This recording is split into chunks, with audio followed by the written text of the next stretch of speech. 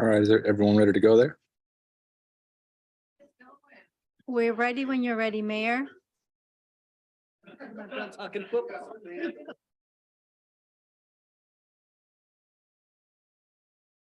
All right, we'll go ahead and call the meeting to order. Is my sound okay there? Yes. Okay. We'll go ahead and call the meeting to order. We have our closed session coming up. Let's see. Sorry, I'm having some issues here. I'm out in Sacramento. Can we get a call to order, please? And sorry, a roll call, please. Councilmember Furman, Present. Councilmember Holmes. Aye.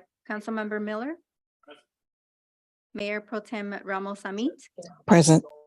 and Mayor Ortiz. Present. Do we have any public comments? None, Mayor. Okay, then we'll go ahead and do we have any abstentions for any of the items?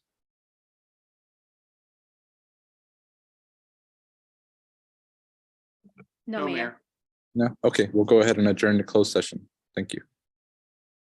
Sabdi, Yes. did you see the chat that I put in? I do not, but is it about the link? Yes, I need the link on my personal cell. We'll send you that. Thanks.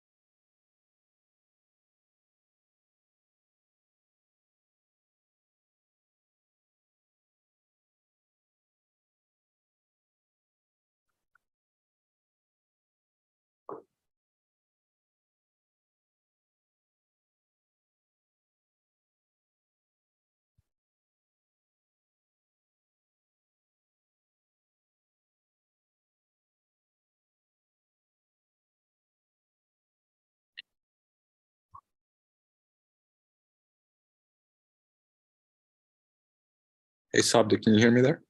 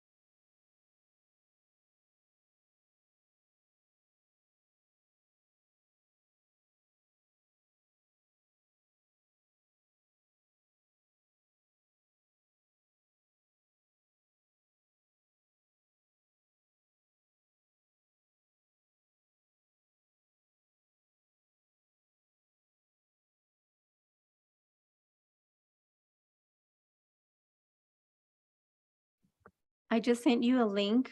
You have to log in to the new link I sent you right now. Mayor Ortiz. Oh, sorry. Thanks. Okay. Bye. Bye.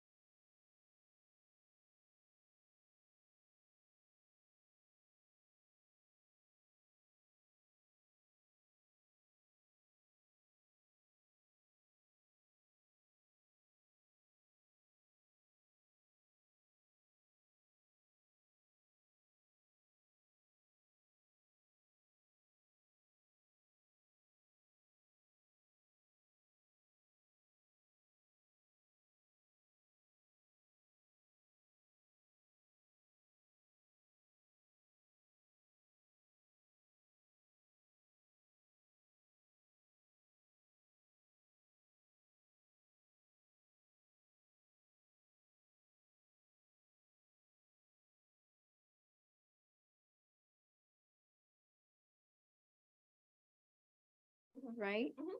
Let's see, what else is there? There's Consent calendar. consent. So if you go all the way through. Where's this one? Okay, consent calendar. So how, this one? See, this one doesn't have, Because that's not a voting item. That's just the title. You know how each one has a okay, title? so you do it different because this.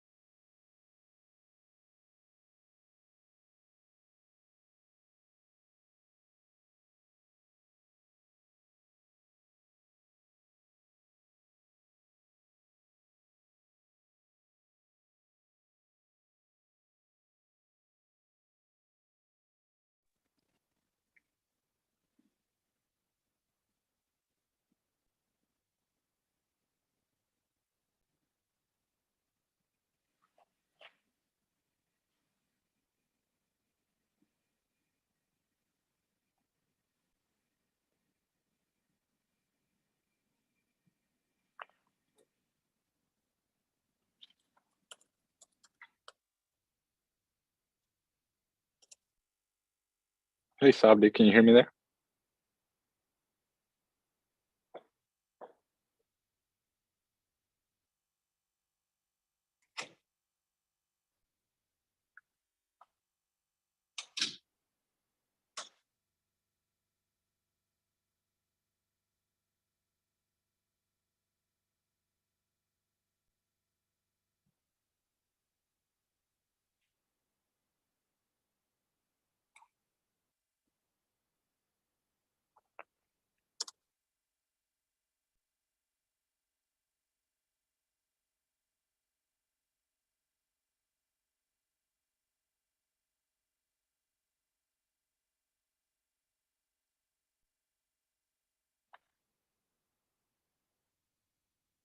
Sabdi, can you guys hear me okay there?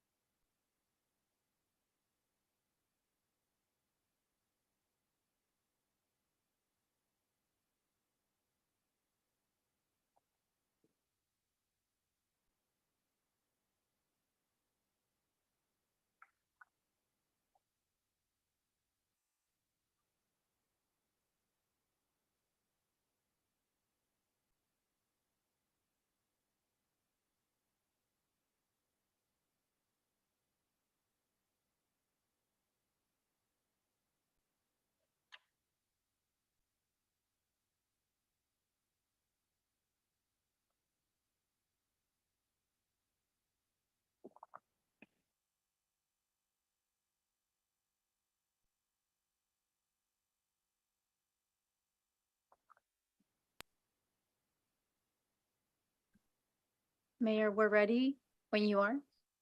Okay, can you hear me okay there? Yes. And sorry, who's our representative on YAC today? A representative, I'm sorry. For the Youth Advisory Council? Haley? Ili? Okay, got it. Thanks. All right, we'll go ahead and call this meeting to order. Ms. Sanchez, can we get a roll call, please? Councilmember Furman? Present. Councilmember Holmes? Present. Councilmember Miller? Mayor Pro Tem Ramos Amit? Present. And Mayor Ortiz. Present. Thank you. Do we have anybody for the invocation today? Yes, we have Pastor Duff. Thank you.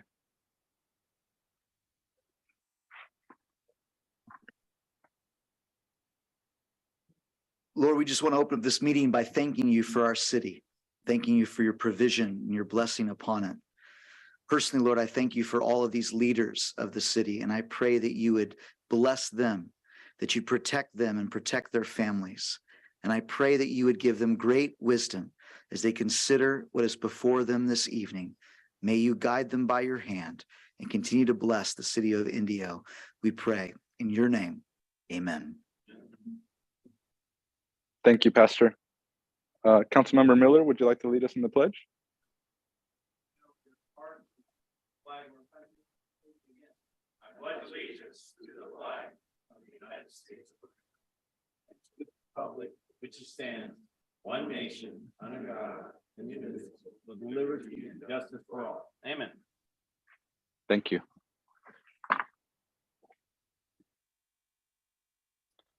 We do have some sad news today.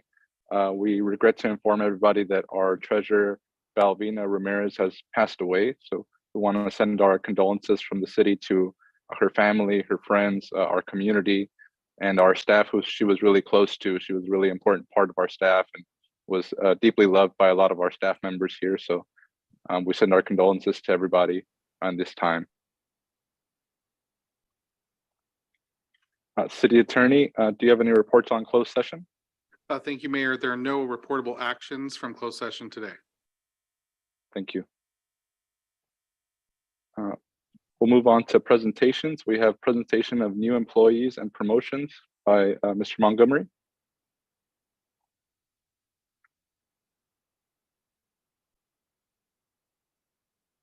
I apologize, I've lost my voice, but it's my great honor to introduce the newest members of Team Indio, and perhaps the City Council will come down and join me in welcoming these newest members of the team. These are members that, as an Indio resident myself, I'm very grateful for all of the public servants that strive to make Indio better. Here's the newest group, and as I read your name, if you could please come forward, we have a swag bag, a Team Indio welcome bag for you. If you'll stay here with us as I call you up, and then in the end, we'll have a photo. So first, we invite Rogelio Huerta, one of our management analysts in the city manager office. And if he looks a little sleepy, he had a brand new baby arrive at his house. Yeah.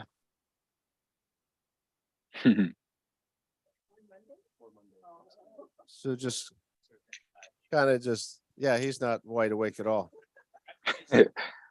Jose Ramirez, one of our other management analysts. Congratulations. We've already got all of these guys and gals working hard. Adriana Rivas is our human resources assistant.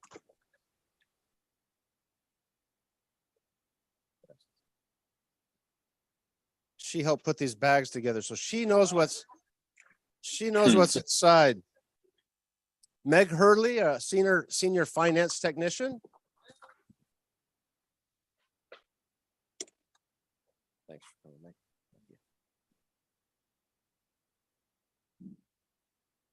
Scott Viziak, our EEOC Emergency Operations Manager.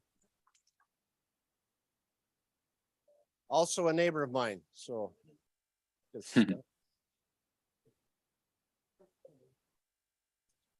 Omar Sevilla, Code Enforcement Technician.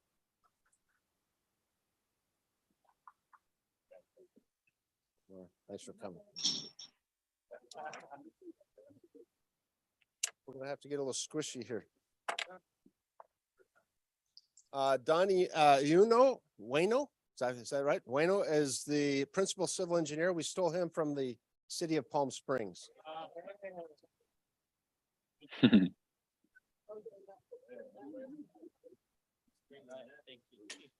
And new accountant Glendale Burdan.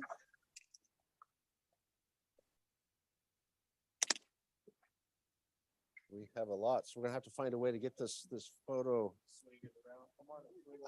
Yeah, come on. In fact, I want you to come right down here. We do have some other folks, some of our IPD trainees are at the academy, for example, or others that weren't able to make it. Alvaro Lopez, Cesar Arevalo, Lizbeth Espinosa, Jesse Perez, Bryan Sipe, Rebecca Salgado, and as a community services officer, Juliana Granados. So let's welcome all the new members of the team. Do a little photo op. We get a song. Got it?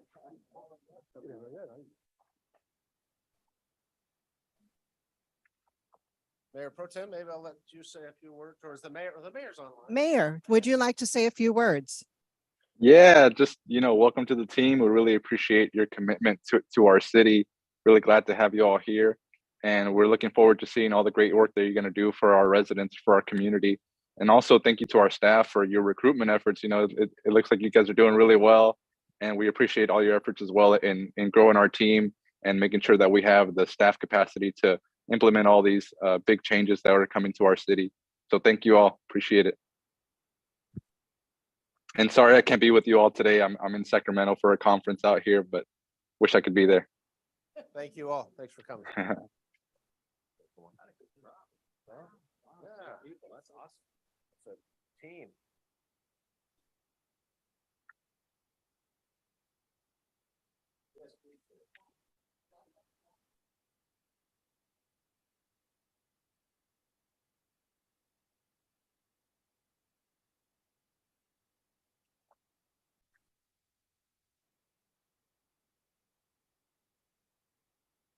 All right, we'll move on to.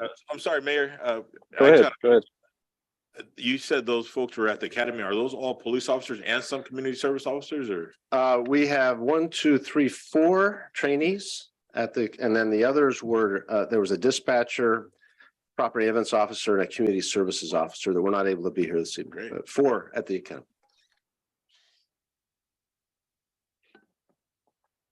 Okay, we'll move on to our next item, item number 6. We have our Youth Advisory Council report. Good afternoon, everyone. My name is Kaylee, and I'm here to give the YAC report. First, some of us attended the Desert Town Hall speaker, which was so much fun. We got to hear from Frank Abigail from the movie Catch Me If You Can.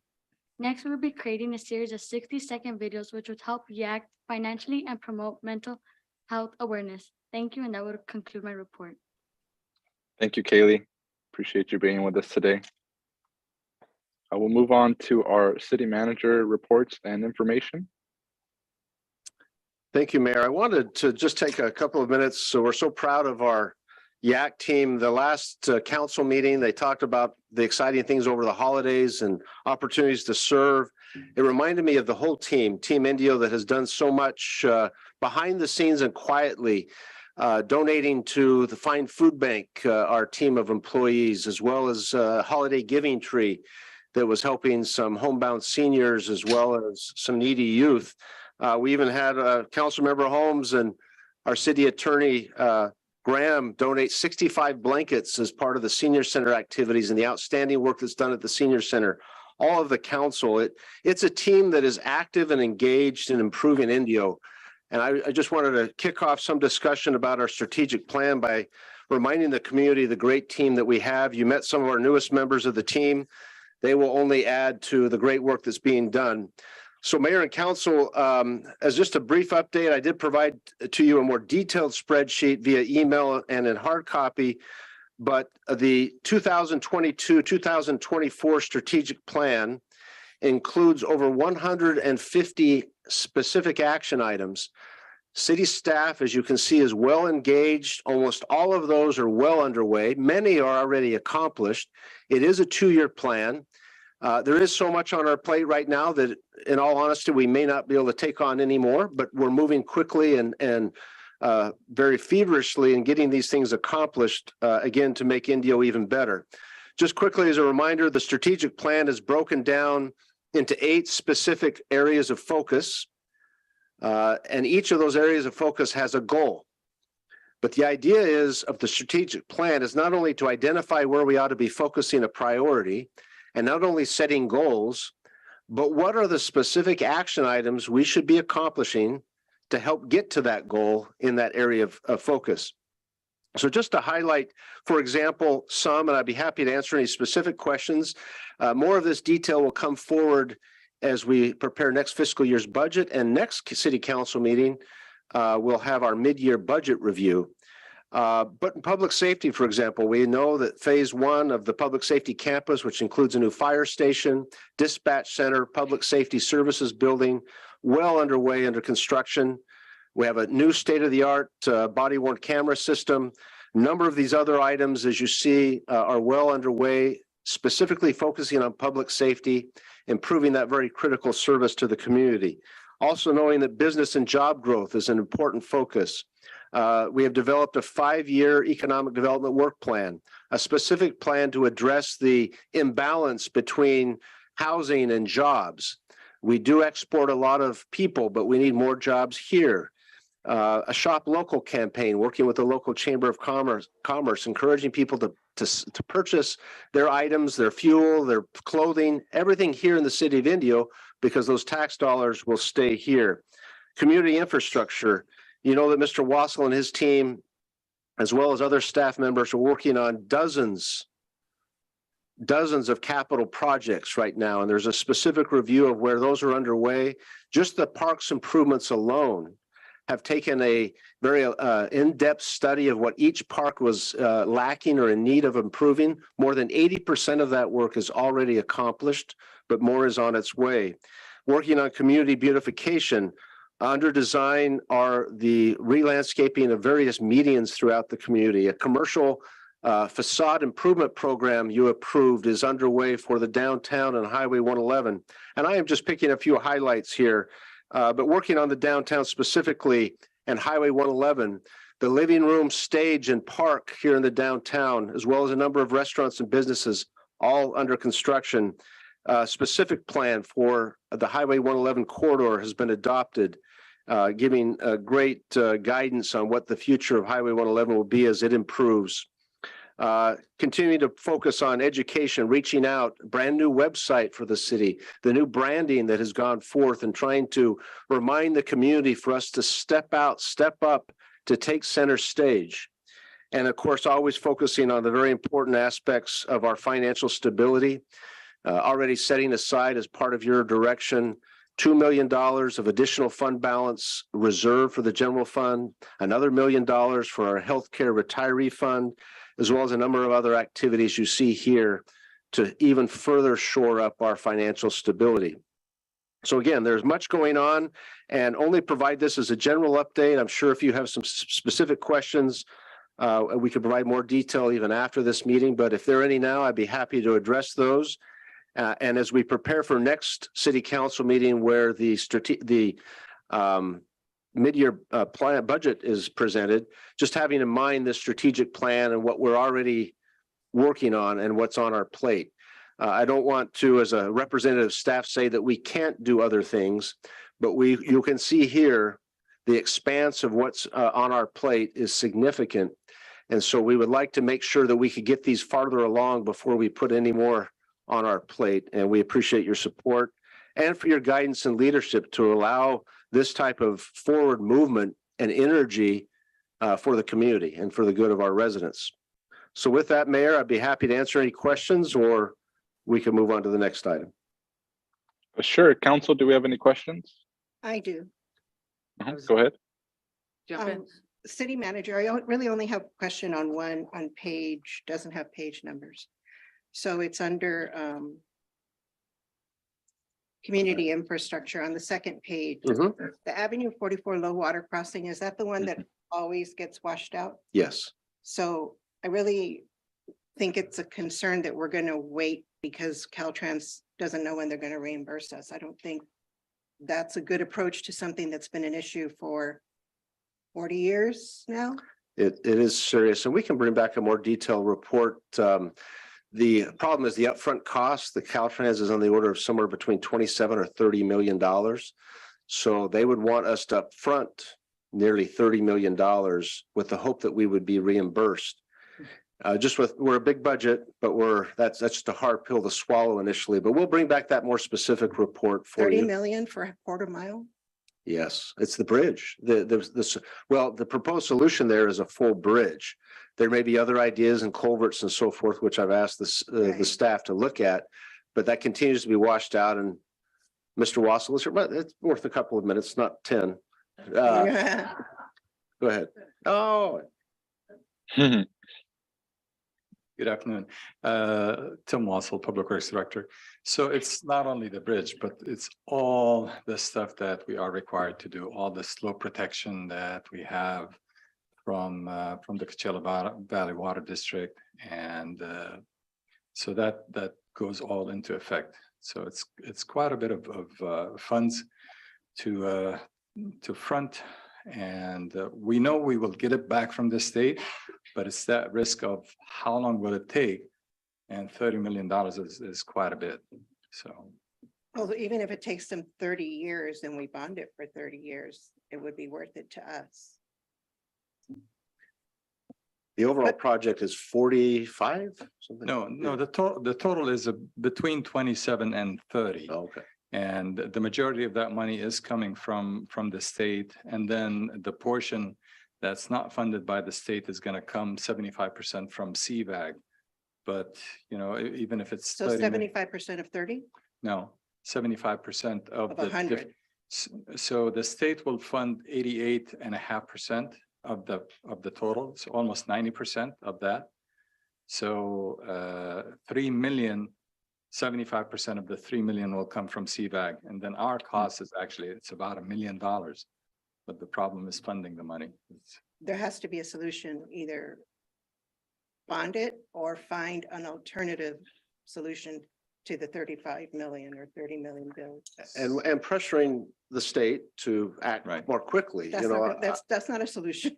Well, the issue is, or wait until they're ready and they know that they'll fund it. That's still not a solution. Do we have a time frame? Any indication from them? Well, no time frame right now. All what they're keep telling us that we have to advance the funds. But what our goal is to keep moving ahead with this project and get it shovel ready. And then once we're ready to go, obviously we'll add a lot more pressure.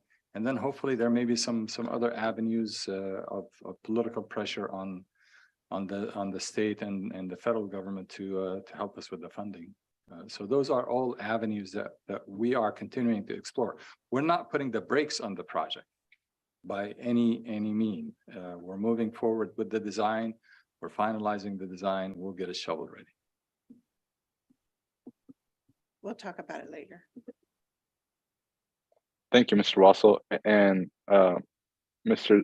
Montgomery, if you want, we can also connect on how we want to reach out to the state and start asking to see when we can get some more clear answers on that funding. Will do. Good point. Well, Mayor, I'll go ahead and go. First, Mr. Montgomery, thank you and your staff for, I see a lot of green out here, and green says in progress. And so there's a lot of stuff going on. There's a lot of dirt turning out there. We see signal lights, LED lights happening, park improvements. So there's a lot of stuff happening. So just congratulations to our city on that. I just wanted to add a couple of questions to clarify some things to make sure that I'm giving out the right information when folks ask me, because sometimes we do get lost. There's a lot of stuff in here. One question, the sports park, Indio Sports Park, it says starting and under design. Where exactly kind of timeline that is?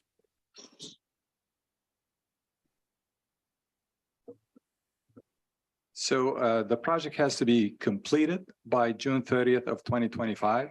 We are in the design stages right now. We have not completed the design, but we're hoping to wrap this up here pretty soon. I don't have the exact date off the top of my mind. We did submit to our application for IID to make sure that we get the power, and it's been accepted and they're reviewing and everything. So project deadline is June 30th, 2025, and we will meet it. Thank you. Yeah, I know we have to complete that, right, for the grant purposes. Thank you. That's it for I have for that. And I just want to, I don't see it on here, but maybe something we could add as far as public safety wise. You know, there's a concern with the growing transient population in our community. And I know many times we say homeless and unsheltered, but you know, it's a population mostly that's not from Indio that we're picking up the responsibility of, and actually we're, you know, doing a great job in our community. But a lot of these folks aren't from Indio. Nonetheless, we're getting them assistance when they accept it. And I know we have a quality of life team, and we have a behavioral health therapist, and we also have a behavioral health facility that's under construction. Also, there's efforts with the county and the state for care court, right? I like to see some conversation with the county and the city, how we are going to collaborate to continue to work on some of the issues and challenges we have with that community. I think we've done some good work. We made some leeway. I do travel around the city at night. At night, 1, 2 o'clock in the morning, it's a different city. And if I get off work late, I'll take a little tour. We're doing better, you know, and we're doing better by providing services, education, and also with our law enforcement. But law enforcement can't pick up this responsibility all the time, because simply to be unsheltered is not against the law, right? But some of the activities that happen out there are against the law. So maybe even a presentation from our quality of life team. I think the community needs to actually see the work that they're doing, because there's a lot of good work going on out there. And I know they've had presentations before. I just like to see some kind of effort that we have a plan moving forward. I mean, we've had some incidents recently with some of the transient community. So I think we have to take another eye at that, but along with the county providing those services. And the state, exactly. If I could jump in that, so 1E, item 1E, Marks has completed that exact protocol written plan. So we'll connect Chief Washburn and I, we'll set up a time when they can discuss that plan and other actions. The care court concept could be a game changer, starting to evolve, I understand, with the city of Riverside, but I'm not sure if they're out here yet. But this would require those transient individuals that are in need of mental health or substance abuse counseling to be ordered to receive it and to be detained for that purpose. That is the new law. So if it can get implemented out here, that could be of great help, a game changer. From the state, I believe East County or the 7 selected have until October 2023 to have the court process and process up and active. So So we could get them to come out and explain where they're at in that process, the county. Yeah. appreciate it. Thank you. So Mr. Montgomery, you're saying we can bring out the county to explain that process, but also we'll have our staff come and do some kind of presentation for us on any updates with the homeless community?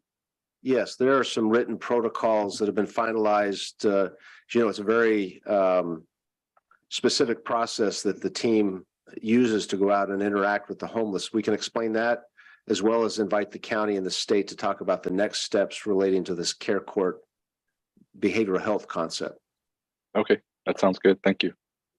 And I just think it's great for the community to hear what our quality of life team does. And I know it's been a while since we've had a presentation, but what an outstanding team our quality of life brings and what they do. I sometimes work late and I see the city you're talking about at 1 o'clock in the morning. But I also see the positive changes. It's just so difficult to manage and constant inflow. And I really, our community would be well served to listen to the tremendous effort they're putting through. I also wanted to let our community know there's something here about the traffic safety. When I'm out and about, I hear so much of they're speeding down our street, up our street, on the sidewalk, everywhere else. Where's a traffic cop when you need them? If I hear that once, I hear that many, many times that I'm looking at one of the items. So I wanted to mention, it says enhance traffic safety by adding 2 additional officers to IPD's traffic team, including the placement of 5 more solar powered radar speed limit notification sign. That's in process. Some of that's done. The 10 speed readers are received. They're due to be installed. 3 motorcycles have been ordered, and staff is also investing in other software and equipment to rebuild the traffic team. So hang on, folks. It's coming. It'll be a safer community as a result of this. But I really wanted to thank staff. As I read through this document, so often strategic plans turn out to be just a checklist. And when a project's completed, it's off the list. This is not a checklist. This is a vision. This is our roadmap for not just current success, but the future success of our city. And I thank staff for the tremendous amount of work that they put into this, the detail, the ongoing effort, the vision. Thank you, City Manager, and your staff for putting us in a position of current and future success. Good, Mr. Mayor. Thank you. Yeah, go ahead. Both of the council members. I think one of the things we got to do with the county is we got to tie them down of actually what they're doing for the city of Indio. As being the 2 homeless shelters here, I can't tell you how many times I've called the supervisor or the state to say that everything's full, that they don't have any places for them to go. They'll try something in Palm Springs and the people aren't going to do it. They really need to help us, and the state does too, because we're the 2nd seat in the county. So every services is here. So you have probation, you have mental health, you have the jail system. The courts, and a lot of people are continuing to stay here. And there are people, no matter what anybody says, continuing to ship them to Indio because we are the ones that are providing the services. The county's got to give us more help. And I understand what the governor's saying about he wants to do the mental health challenges to put them in it, but there's no place to put them. So what is their plan to be able to put them? We have a detention center, John J. Benoit, that has 3 floors that aren't being used that we could house people in need with it, which have the services. They got to look outside the box. And the other thing the county needs to do is we're having a lot of issues with people buying properties and then displacing residents, especially seniors, families, and affordable housing. As that comes forward, we put that in the Lift to Rise, we put that in with the county. They have not done the city of Indio a service in what they do because there's no place for these people to go after that. And they don't have the funding, they don't have the money to put down payment, and they can't wait to go. So what is the county going to do to make sure that families and other people in need are able to get some of the housing? So we got to come up with a better plan, I think, in the city of Indio. And if the county and the state won't help us, then I think we're going to have to figure out a way to go alone and move that forward. But I also want, as Councilmember Holmes said, the staff, thank you for all that you do. I mean, we have an amazing staff from public safety to in-house here that continues to get stuff done. And we have a very small staff for the size of our city. And the things that you're getting accomplished is let me say, a credit to you and what you've been able to do in the leadership and your team and all the department heads, but really the staff who is the face of the city, to continue to make sure that they're supporting our residents. And that's what it's all about. We work for them, and you guys highlight it, make us look good. So thank all of you. Thank you. Yeah, I just want to go ahead and echo, our council members here. I think this is a really great document that you formatted, Mr. Montgomery. And I think it's really helped us in organizing all of our projects, keeping everybody accountable, speeding up the process, and keeping our council on the loop of what's being done, what issues we have with certain projects, where we're at, status on projects. So really appreciate the organization. Also want to give a thanks to our staff and our community members as well that are bringing up these issues to us, that are calling us and making sure that we're seeing all the need that is in the city, all the sidewalks that need to be fixed, streets that need to be fixed. And so we definitely encourage our residents to stay engaged with our staff and our council, and to keep letting us know what we need to keep adding to this document. I know we already have a lot on our plate as well, but that's because our residents are reaching out and letting us know of what the need is out there. And I'm really excited to see all the work that's being done from all of our departments, IT, public works, our water department, communications, economic development, police department. Everybody's doing a great job, and we can see that in that document, and seeing the progress in almost all of the items that we set forth. And right now, sorry. Yeah, just wanted to say we're really looking forward to seeing the further progress on this item. Other than that, I think, does anybody else have any other questions here? Lupe already addressed, Ms. Ramos-Amit already addressed my concern about the Avenue 44. I was on the same page as that. So if we can bring that back, we'll connect Mr. Montgomery and reach out to the state to see what we can do to speed up that process. Thank you. All right, so we'll go ahead and move on to the next item. We have a report on City Council external, internal committee meetings. Ms. Holmes, would you like to start off? This is going to be an easy one. All of my commissions were dark. I didn't attend any commissions this week. So outside of some of the usual city things that out and about in the community, I have nothing to report, Mayor. All right, thank you. Councilmember Furman. Good evening, and first of all, just happy Black History Month to everyone in our city and the folks who are watching. I will also have a fast report. I did have one meeting with the Visit Palm Springs Bureau, but nothing reportable. I'm just planning for the future and goals. And also, I believe that's it. I didn't make it to Southwest Arts, and I was busy this weekend, but there's a lot of great things going on. Looking forward to some of the other reports. I know we have some events coming on that some folks will speak about, but that will complete my report. Thank you. Thank you, Councilmember Furman. Councilmember Miller. Yeah, thank you, Mr. Mayor. I only had one committee that was active. That was Sunline Transit Agency. We did our reappointments of the commissioned appointees for each division of that we have for taxi and then actual transit service board operations. So we set the board. We have 3 new members that came on. 3 of the board members retired, and so from service, and so we had new board members for the first time in quite a while, including La Quinta, where we brought on John Pena and a couple others that have been substitutes but haven't actually been the actual members. So we've got a great new team there. We got a $3 million grant to continue with our hydrogen cell. So we're able to make the station a little bit bigger and then to expand things that we planned to do but weren't able to. The state of California granted Sunline $3.5 million. We're using $1.5 million of it to expand a new hydrogen cell station that we're going to be putting in at the center in Thousand Palms. And then I was able to go to the Southwest Arts Festival. My hats off to everyone. Beautiful day, beautiful weather, great art. Another new event that is coming back in style for the city of Indio. I mean, it was there for many years and it went away for a couple. and it's starting to grow again. There was a lot of good artists and a lot of locals too that were there producing pictures, jewelry and other stuff that was able to be sold. And the city of Indio is blessed by having those opportunities coming back after COVID.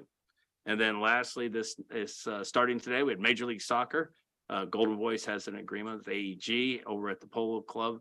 There's going to be matches starting that started today. There's 9 Major League Soccer teams there for doing 18 matches from February 1st to February 15th. So if you want to go see some Major League Soccer on a beautiful area, instead of seeing the horses and the ball go by, you'll see guys running with a little soccer ball going back and forth. It's going to be some great soccer because they're bringing in all their teams for the league. This is kind of their trial, and it'll be an opportunity for us to see the pros in action right here in the city of Indio. That's it, Mr. Mayor. That way. Thank you. I had one question. When you say the new hydrogen cell center, is that a new production or new solar panels? What is Yeah, that start entail? production, which is part of the hydrogen cell design that actually transfers the hydrogen and the water into and the gases into hydrogen. They're building a station at the Thousand Palms location to be able to provide hydrogen for vehicles going back and forth. Not only the fleet that they have there, but as we start to Oh, and sell fuel buses, cars, and everything else, that'll be one of the major filling stations for the community in areas between here and Phoenix. So they feel that most large trucks will go hydrogen before they'll go electric. And this center that will be able to produce the hydrogen. So they were a little short of the grant that they needed to do the whole center. With the help of the Sunline staff and everything, they were able to get a $3.5 million grant to be able to provide the station that they had blueprinted out there, what they were going to do in phases. So you'll see that station be in production just like they had natural gas. okay. And then does that station has pretty easy access to the freeway there? Yeah, well, it's right off of Varna there, right in the middle, in Okay. between Monroe Street there, or Monterey, and going up on the other side. So it's right in between there. There'll be easy access. There'll be one in Indio eventually, and there'll be one further down by Palm Springs that'll be able to provide for smaller vehicles, fleets like things like Desert Arc that have a lot of buses, Cardiff and others. So what they feel that the future is hydrogen, and so they're going to be the ones producing it, and they're leading the nation in hydrogen cell production. Okay. And then for the Indio location, are they looking to expand their current location downtown, or are they looking for new spaces? I know that we're talking about hopefully working at the transit center, being able to provide something like they did in the city of Coachella. I mean, the city manager, we've had some of those discussions on how we can get housing there, transportation center, train, and that's where the hydrogen cell and the buses would be able to fill up and other provide other kinds of transportation there. The one you're talking about on Highway 111 just wouldn't function very well. It's more of a hub, do buses and parts and have stuff for layovers. It's really not made to be able to provide ingress and egress. So, Yeah, I'm thinking maybe we should talk to them to see if there's any locations off the freeway that'll be, convenient for those truck drivers that are going to be filling up on the freeway coming from. that, it just depends on where they want to be able to provide and where we're willing to be able to do it. They're very small systems for the amount of gas that they produce. Very small footprint that needs to be done. You're talking size of a 20 by 20 room to be able to provide the actual hydrogen cell gas that they need to fill up multiple trucks over a very short period of time. Nice. Okay, thank you. Ms. Ramos-Amit? Thank you, Mayor. I have no report this evening. Thank you. So my report, I'm currently here at the Strategic Growth Council Conference in Sacramento. We've had the opportunity to learn from people all over California on how they're getting communities ready to implement the vast amounts of climate change funding that's going to be coming down through the state and federal budgets. Some key points have been around how do we increase community involvement, how do we assure direct benefits to communities, and how do we hold ourselves accountable as we implement these new programs. I also recently attended the Southern California Association of Governments Climate Resiliency and Conservation Committee, where we had our last of our 4 meetings. We discussed how to integrate our water use plans with land use planning and an all-above approach to water conservation that's needed during these times of drought. We also heard about the efforts of the Metropolitan Water District in Los Angeles and how they're incorporating new drought measures. The representative mentioned how our efforts sometimes mimic the yo-yo diets, right? That we're up and down. Sometimes we're very strict and sometimes we're not so strict on water conservation, and how we're kind of getting to the point where we need to start planning long-term for battling these droughts.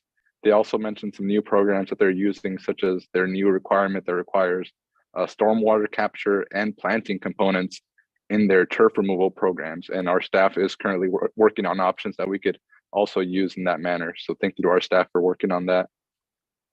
And to finish off our last meeting there, we finalized our white paper that will go to the regional council that recommends definitions, strategies, and goals for dealing with climate resilience issues throughout our state. I also had a meeting with the governor's office where we met with other mayors in the region and discussed topics for future meetings. One issue that I brought up is how do we find ways to make sure we can prioritize our residents when we build affordable housing, and so that we can maximize our impact on local rent burden and local displacement as these projects are taking in residents. I also had a meeting with our Inland Regional Energy Network where we went through an overview of our business plan for funds to be distributed throughout our region. I have one request for our next meeting, which goes off of the conversations we had with the governor's office, and that's to see if we can get some kind of staff report during our conversation on housing, on how do we make sure that as we have affordable housing projects being completed, how do we make sure our residents are being prioritized, and what legal ways can we enforce that so that we can make sure that we're dealing with the displacement and the rent burden within our community first. And that's all I have for my report. We'll move on to item number 9, which is nomination to the Palm Springs International Airport Commission. And we have a single nominee, which is Mr. Rick Wise. Are there any comments from our council, or would anybody be willing to? Oh, sorry. Do we need a motion and a second for this, Ms. Sanchez? Yes, Mayor. Okay. Would anybody like to make a motion, or do we have any comments? I'll go ahead and make a motion to appoint or nominate Rick Weiss to the Palm Springs International Airport Commission. I'll second that. All right, we have a motion by Councilmember Holmes and a second by Councilmember Miller. Can we get a roll call vote, please? Councilmember Furman. Aye. Councilmember Holmes. Aye. Councilmember Miller. Aye. Mayor Pro Tem Ramos Amit Aye. and Mayor Ortiz. Aye, thank you. Is Mr. Rick Wise with us today? He is not. Okay, thank you. We'll move on to our next item. Would our Youth Advisory Council like to be excused? Yes, please. All right, thanks, Kaylee. Thanks for joining us, and thank you to our Youth Advisory Council. We'll see you next time. Mr. Mayor, if I could, if Go we ahead. could adjourn the meeting in the honor of Bavina Ramirez, that would be Yes, appropriate. definitely. Thank you. Thank you for the reminder. Appreciate it. We'll move on to our consent calendar. Do we have a motion? I'll move to pass the consent calendar as is. I'll second the motion. All right, we have a motion from Councilmember Furman and a second from Mayor Pro Tem Ramos Amit. Can we get a roll call vote, please? Councilmember Furman. Aye. Councilmember Holmes. Aye. Councilmember Miller. Aye. Mayor Pro Tem Ramos Amit Aye. and Mayor Ortiz. Aye, motion passes. Thank you. And we'll move on to administrative items. Ordinance number 1780. And we have Chief Washburn.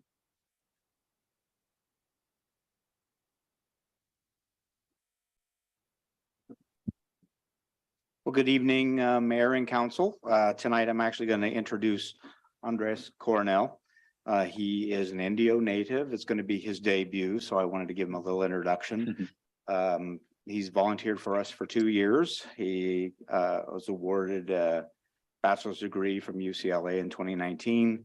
We hired him part-time in 2021. He was awarded his master's degree in 2022 from Cal State San Bernardino. And in July of 2022, we hired him as a full-time management analyst. Andres? Thank you, Chief. Really excited to be here. Thank you all for the opportunity. So the item before you is essentially a update of the drone ordinance. It's going to bring us back into compliance with the FAA and mostly adds some additional definitions just to make sure that we kept up with technology because the last drone ordinance was passed in 2018. So I'm here for any questions or. Sure. Mr. Coronel, is there any major changes here that we need to watch out for? Not necessarily. It mostly just brings us up to speed with other cities and FAA regulations and guidelines, just to make sure that we're compliant with the information that's out there. Okay. Do you have any questions from our city council? I do. Go ahead. Amit. So for the layman out there, the drone lovers, what do they need to be cautious of moving forward?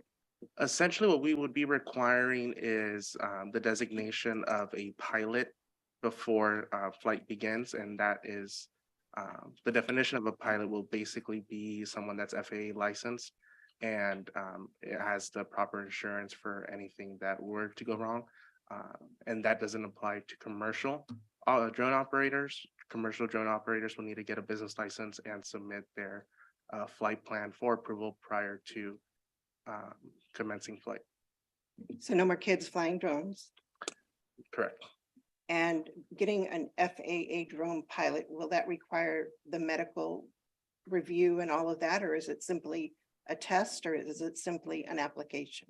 From my understanding, it's an application and X amount of hours. I believe it's 80 hours through the FAA sponsored program.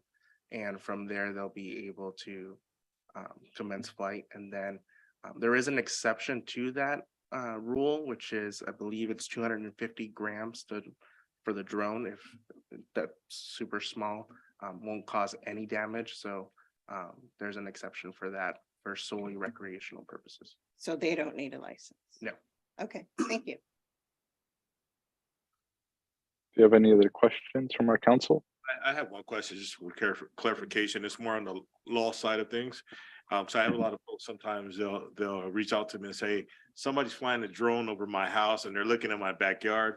What can I do? Could you speak on what's the actual law and expectation of privacy as far as, the recreational drones like in the community? So for that, the enforcement agency for the city is code enforcement. So they could report that to code enforcement, and code enforcement, should they see the drone, they would have those enforcement mechanisms. But as far as expectations of privacy, they cannot fly over a private home unless it's commercial and it's been pre-approved, which in that case, the ordinance provides for some sort of notification to be made. Thank you. Council, if I could, one of the sort of philosophical differences between the previous version of the ordinance and this version of the ordinance is the previous version incorporated FAA regulations, things like invasion of privacy. This ordinance explicitly details all of those requirements in the city's local ordinance. So not only does the public have easy access to what they can and can't do, but our enforcement officials also have the ability to very readily access exactly what the rules are. So for example, on your question about invasion of privacy, wasn't necessarily explicitly stated. Now it is explicitly stated in the ordinance. Thank you. Any other questions?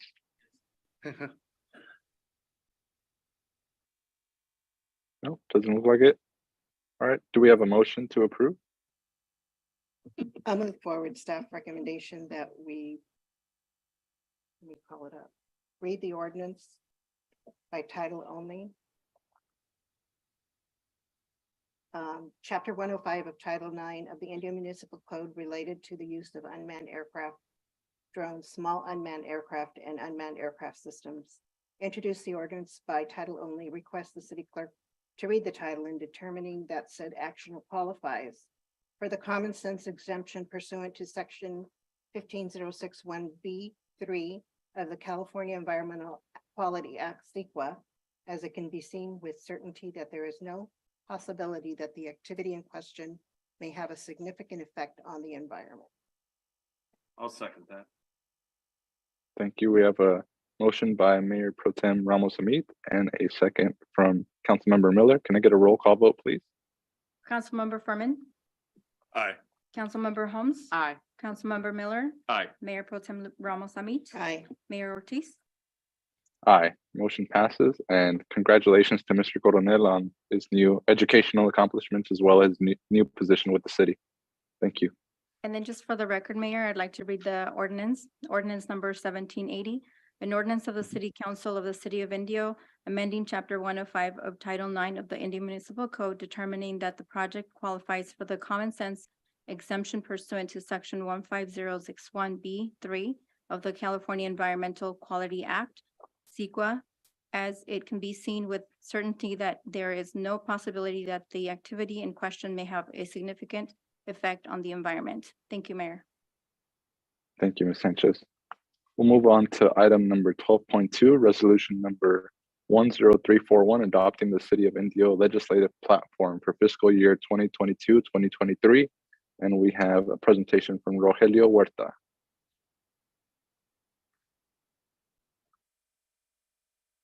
First, I'd like to apologize if I may seem nervous. This is my first presentation to the City Council. I do appreciate all the grace that I can get. And also just had a newborn on Monday, so we're rolling. Council. No. Good evening, Mayor, members of the council. My name is Rogelio Huerta. I am a management analyst here with the City Manager's Office in the City of Indio. Today, we bring forward the proposed City of Indio's legislative platform for fiscal year 22-23. It is a summary of locally approved policy statements that serve as a framework for the city's response for county, state, and federal legislation. Moving forward, the following is a list of, in no particular order, of specific areas of interest that have a potential legislative impact on the city. The first area of interest is fiscal responsibility. The City of Indio has a fiduciary responsibility to its constituents and partner entities. Therefore, it would advocate for legislation that would prevent the state from borrowing, rating, or redirecting local government funds. Moving forward, we have economic vibrancy as our second area of interest. It is a priority of the city to endorse legislation that promotes economic development, fair and equitable housing, appropriate land use, and effective care facilities. If I'm going too fast, please let me know. An additional area of legislative interest for the city is community services. In this section, the city will commit to endorsing and adopting legislation that strengthens animal services, promotes mental and community health, and ensures natural disaster preparedness. For example, the city would endorse California Administrative Bill 1781, which establishes strict safe transportation standards for animals in the care of public and private animal facilities. Okay, next up, we have environmental quality. In this section of the legislative platform, it focuses on legislation that improves air quality, supports the California Environmental Quality Act, and promotes innovative ways of tackling solid waste and recycling. With that said, the city will endorse legislation like Administrative Bill 1857, which creates a zero waste equity grant program to support strategies and investments in the communities transitioning into a zero waste circular economy. Next on our list, we have governance, transparency, and labor relations. This section embraces impartial elections, transparent government operations. Additionally, it supports the CalPERS, Public Employee Retirement System, and related legislation. For example, the city will endorse Senate Bill 1168, which increases the statutory minimum post-retirement lump sum death benefit for CalPERS members from $500 to $2,000. Moving on, we have public safety as a following area of interest. In this section, the city will endorse legislation that promotes behavioral health, improves medical services, and advocates for legislation that will provide robust services for youth and families. Moving forward, we have revenue and taxation. Examples of endorsed legislation for this that pertain to this topic include Administrative Bill 2622, which extends the sales and use exemption tax for zero emission technology transit buses sold to public agencies until January 1st, 2026. And also Senate Bill 1340, which extends the new construction property exclusion tax for active solar systems. And finally, we have transportation, communications, and public works. This section of the legislative platform includes topics pertaining to alternative fuels, electric vehicles, and solar systems. It also includes infrastructures and transportation. So to summarize, council, the legislative platform provides a framework for the city's response to legislation. It is intended to be a living, breathing document that can be changed upon discretion of the city council, city manager, or designated staff. And with that, if there are no questions, we ask the city council to approve the proposed City of Indio legislative platform for fiscal year 22-23. Thank you. Thank you, Mr. Huerta. City Council, do we have any questions for Mr. Huerta? I do. Go ahead, Ms. Hamid. Thank you, Mr. Huerta. Thank Very you. nice. Is this a new format for the legislative platform? Did you create this for us? Yes, ma'am. Okay, because I didn't remember past legislative platforms referencing bills. Yeah, so the last one we had was back in 2016. I did not, I thought it would be helpful to provide related topics of discussion. Again, it could be changed if needed. I just thought it would be insightful for us to include information to specific bills that are relevant to the city. I did not include many, but I did include the ones that I thought were sufficient. So these are living bills right now that are somewhere in the process.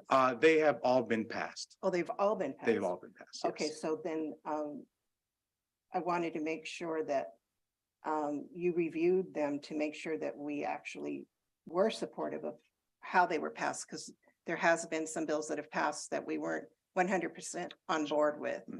And I wasn't sure if you included any of those on here, but you did summarize in your presentation, basically our overarching theme.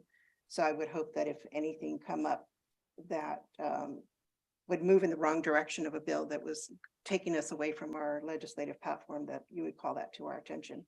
And then I also wanted to make sure that I understand it's a living document, but you don't have to wait for us. I mean, you guys are more in tune with what's happening on a day-to-day basis. And I would hope that, you know, at the city manager level or at some designated staff level that you guys can respond knowing what our goals are. So thank you very much for putting this together. Absolutely. And again, the legislation that is on there was talked with the city manager and also our deputy city manager. So again, it does seem to be aligned with the city's scope. But with that being said, again, we can remove, add, whatever we need to do. Okay. Do you have any other questions from our council? Oh, go ahead, Ms. Holmes. Do you have a question? No, you're good. Well, great job. Let's go. Great job. Adopt resolution number 10341, approving the City of Indio legislative platform for fiscal year 2022-2023, and determining that said action qualifies for the common sense exemption pursuant to section 15061B3 of the California Environmental Quality Act, CEQA, as it can be seen with certainty that there is no possibility that the activity in question may have a significant effect on the environment. And I'll second that. All right, we have a motion from Councilmember Holmes and a second from Councilmember Furman. Can we get a roll call vote, please? Councilmember Furman, Aye. Councilmember Holmes, Aye. Councilmember Miller, Aye. Mayor Pro Tem Ramos Amit, Aye. and Mayor Ortiz. Aye, motion passes. Thank you. And congratulations, Mr. Huerta, on your new position and on the baby as well. Thank you, sir. Thank you. All right, we'll move on to our public hearings. We have item number 13.1, resolution number 10340. We have Mr. Snyder.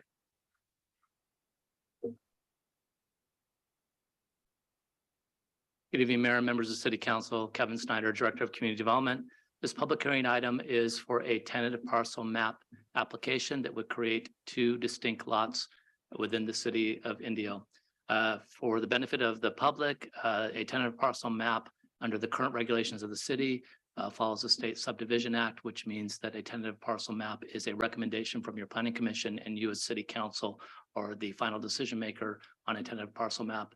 Also, as a reminder, if you do choose to approve it, the tentative parcel map this evening, you will see this again in the context of what's often called a final map, where you will grant approval to the final map. That will come later after some engineering requirements are met.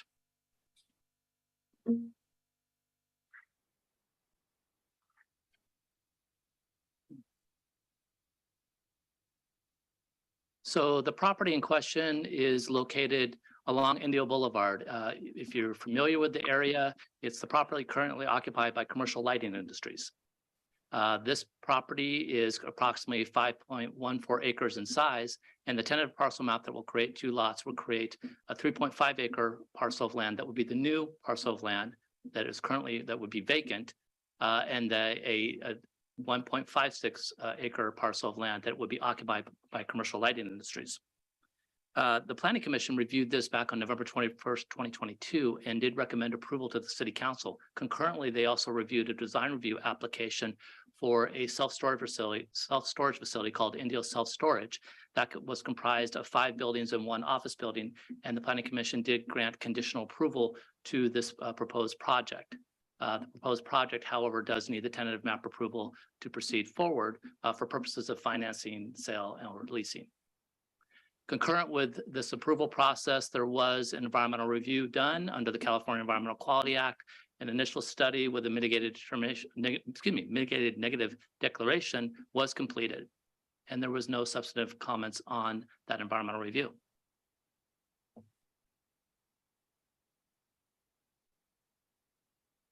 So again, here's the site location. As I mentioned before, the property is currently occupied by commercial lighting industries. The property that would be created that is new is the back portion of the property that would be to the, on the map you're seeing in front of you, would be the southeast corner where the assessed parcel number is currently shown. This is the tentative parcel map again. The map would create 1.56 acre existing parcel that is currently occupied by commercial light industries, and a 3.58 acre parcel that is would be new and would be the site of the Indio self-storage facility. Here is the project site plan, just showing you how the project I described, the self-storage project, is proposed to be constructed.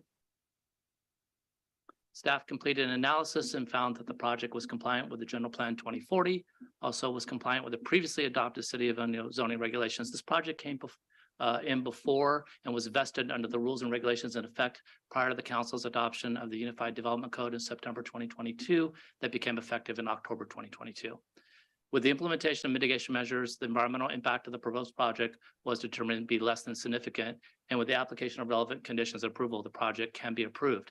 As a reminder, conditions of approval are binding and must be adhered to if the council chooses to approve this project this evening.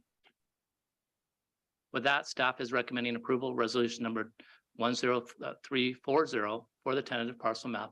I would note that applicants' representatives are in attendance this evening. They do not have any plans to speak, but they are available to answer any questions that the council might have, as am I. Thank you. Thank you, Mr. Schneider. Do you have any questions for staff? No questions. We'll go ahead and open the public hearing. Ms. Sanchez, do we have any public comments? None, Mayor. Okay. We'll go ahead and close the public hearing. And I'll entertain a motion. I'll make a motion to approve resolution number 10340 for tentative parcel map number 38335. A resolution of the City Council of the City of Indio approving the tentative parcel map for the Indio self-storage project pursuant to Chapter 156 subdivision regulations of the Indio Municipal Code and adoption of CEQA initial study with mitigated negative declaration. I'll second that. All right, we have a motion from Councilmember Miller and a second from Councilmember Holmes. Can I get a roll call vote, please? Councilmember Furman. Aye. Councilmember Holmes. Aye. Councilmember Miller. Aye. Mayor Pro Tem Ramos Hamid. Aye. And Mayor Ortiz. Aye. Motion passes. Thank you, Mr. Schneider. We'll move on to our next item, which is public comments for items not on the agenda. Do we have any public comments, Ms. Sanchez? Yes, Mayor. We have Brianna Miller. Good evening, council members, mayor and mayor pro tem. I'm Brianna Miller here on behalf of Voices for Children. And the first time I became aware of foster care was when I was a young girl, because my mother spent a portion of her childhood in foster care until she was adopted by my grandparents. I didn't know much about it, but I did know she was removed from her parents due to their neglect. thanks to their substance abuse issues. I know that she was removed from her siblings, separated from her siblings, and was in multiple homes. And all of this is really similar to the children that we serve. First time I heard about the CASA program was from my father when I was serving abroad in the Peace Corps. He is now a retired CV and Desert Sands Unified teacher, but at the time he decided to give back to the community in the form of a CASA to a young teenage boy who was trying to reunify with his family. So CASAs are, like I said, court-appointed special advocates. They are members of the community who go through our training and get assigned to one child or one sibling set in the foster care system, advocating for their well-being and their needs. They spend time with the children to whom they're assigned, getting to know their hopes, their dreams, their wants, their needs, but they're also talking to everybody involved in that child's life. So caregivers, teachers, social workers, all bio parents that are still involved. They take all of that information that they gather, as well as the firsthand observation of their time with the child, and present it to the court so that the judge can make better informed decisions about the child's life and the child's future. Over time, the CASA will actually become the most stable, consistent adult presence in these children's lives. Now, my mother, who I mentioned earlier, who spent time in the foster care system, she didn't have a CASA. She didn't have someone to ensure that she received the mental health services she needed. She didn't have someone to ensure that she maintained contact with her siblings, my aunts and uncles that I've never met to this day. She didn't have someone to be her voice. So I think if she had, of course, I don't know what would have happened, but I imagine that she would have not had to go through so much struggles and hurt in her life until her untimely death. I can't change my mom's story, but I can work every day, and I do work every day to ensure that I help change the children, the children's lives of those we serve, and the stories of the children that we serve. Our CASAs are amazing. They do transform the lives of the children that they serve. I see it every day. And we can't do it without the support of everyone on the council and the support of cities like Indio. Thank you for the community incentive grant. We really appreciate the support of the city over the years. And again, thank you so much. Have a great evening. Thank you, Ms. Miller. Thank you for joining us today, and thank you for the information. Appreciate it. I have no Do we have other, Mayor. no other comments? Okay, then our next meeting is going to be February 15th, and we'll go ahead and adjourn in honor of our treasurer, Balvina Ramirez. Thank you.